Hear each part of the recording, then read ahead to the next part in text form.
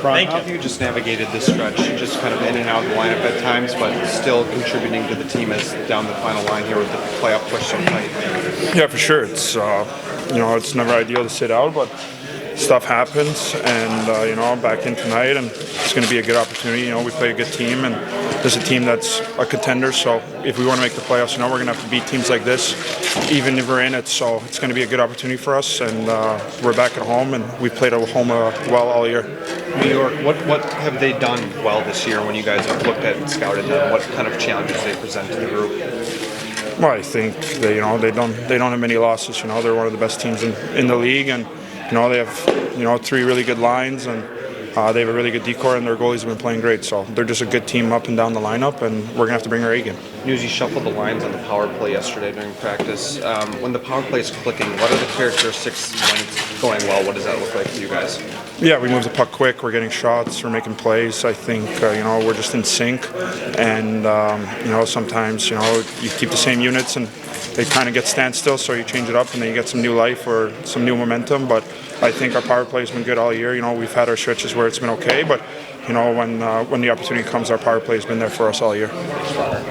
Derek, you talked yesterday about the season Panarin's having and what he can do. What does it take to try to slow a guy like that down? Takeaways, time and space, best we can. We had a little success with Kucherov the other night. I think he only had 1 point. Obviously had some looks. He's going to get looks. You can't give him easy looks. You can't give him a lot of looks.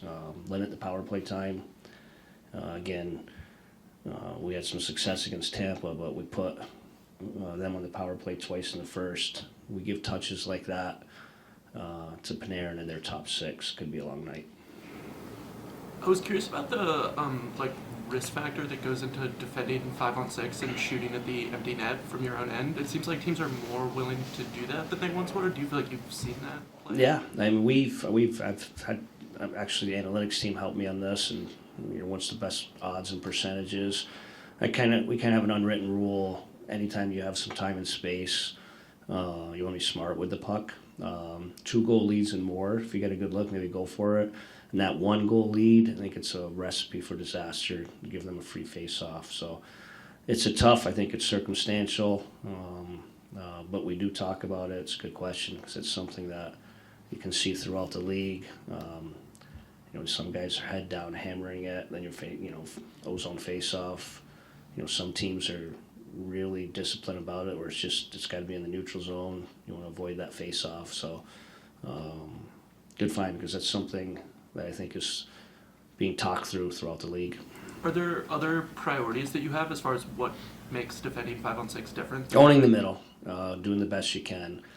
And again, I think last year we led the league in 6-on-5 goal score. And I thought it was because of our mentality. It's not going to be set plays. It's not going to be the pretty seam one-timer goal. You have to get pucks and numbers to the net. So you got to defend against that too. Never get the middle of the ice, and don't get outnumbered at the net. Again, if you look back at a lot of the goals scored, it's usually just a puck to the net and a rebound. You look at last night's results and around the league, and the cluster of teams that seems like are vying for this spot kind of keeps growing, but yeah, to still control your own destiny. And that's a good point. Control our own destiny. I mean, I think we've been very fortunate to still be in this situation. That number is hanging around. I still think it would probably be low 90s, mid 90s. But there was a point this year, it was probably 96, 97 or bust. You weren't even going to have a sniff at it. But I think a lot of teams are beating each other, keeping that number around there. But again, for us to come off the road trip we just had, the type of opponent we just had, and to be sitting here to have an ability to control our own destiny is certainly a position we're happy to be in. Now it's what we do with it. Our first opportunity is against obviously a really good team tonight. Did you have a number of points in mind going into that? I know usually it's 6 every 5 games kind of thing. Yeah. No, I think you're kind of in every point you can get now. Very happy. Obviously, we took 3 of the last 4 points, and we pointed in 3 of the last 4 games. So it was a huge positive. That's a kind of, you're at Nashville, at Tampa, at Carolina, at Florida. be careful putting a number on that. You literally had to take it each game, and our guys did, and we stayed in the fight and found a way to eat some points and give us an opportunity. You talked about when the Lions were having their run, how the energy from the fans carried over with the Tigers home opener. Do you expect that energy? Yeah, kind of it's always a big day here. I mean, I'm driving in here at 7:15 and I can't get off the exit. Like, it's crazy. And then I finally get off the exit, I can't get to the parking lot. I'm like, who gets up at 6:57 a.m.